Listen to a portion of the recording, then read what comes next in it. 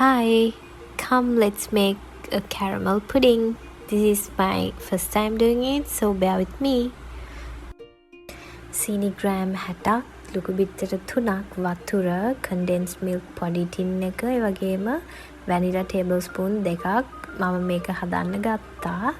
මුලින්ම බිත්තර 3 අපි වෙන වෙනම කඩලා දාගන්න ඕනේ. මොකද නරක් වෙලා තිබ්බොත් එහෙම නාස්ති වෙනවනේ.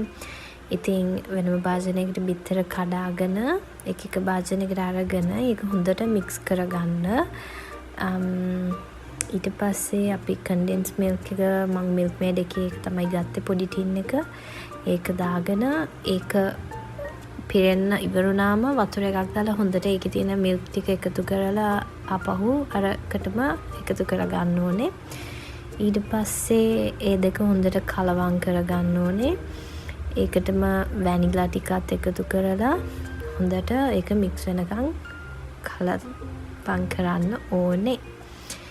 ඊට පස්සේ අපි කැරමල් එක හදාගන්න තමයි යන්නේ. සීනි ටික පෑන් එකට දාලා පොඩි ගින්දරක් තමයි තියෙන්න ඕනේ. ඊට පස්සේ මම වතුර හැඳි 5ක් විතර වගේ දාගත්තා. මම මේකෙදි පාවිච්චි කරේ රතු සීනි. ඔයාලා සුදු සීනි පාවිච්චි කරනවා නම් අර කැරමල් කලර් එක එනකන් ඒක රත් කරගන්න ඕනේ. මේ වගේ අර බබල්ස් එනකොට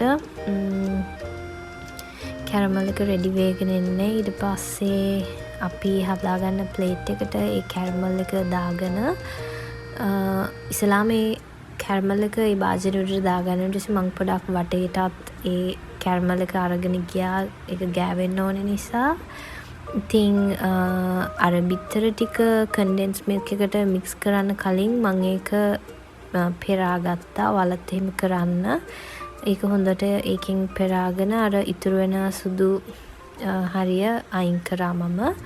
ඊට පස්සේ දෙක හොඳට මික්ස් කරගෙන, ඒ කියන්නේ මේ බිත්තරේ condensed milk එකයි අපි අර ලෑස්ති කරගත්ත භාජනයට දානවා. ඒ කියන්නේ කැරමල් එක උඩට මේ condensed milk එක. ඊපස්සේ මම සාස්පානක් තමයි යූස් කරේ. මොකද කරන්ට් තිබ්බේ නෑ අද ගෙදර. ඊට පස්සේ ඒක උඩින් කොයිල් එකක් වගේ දඟරයක් තියලා වතුර දාලා තමයි මේක ඇතුලෙන් තියලා ඒක වහලා ඒක කියන්නේ තියෙන පෑන් එක උඩිනුත් වහන්න ඕනේ. ඊට පස්සේ අන්තිමට මේ තමයි කැරමල් එක හැදුන විදිය. මං හිතන්නේ පොඩක් කලර් එක මදි. but මේ වගේ first time නිසා රස නම් ගොඩක් රසට තිබ්බා. මං හිතන්නේ කලර් එක පොඩක් අවුල්. ඒ වුණාට ඊළඟ පාර හොඳට හදන්න බලාගෙන ඉන්නවා මම.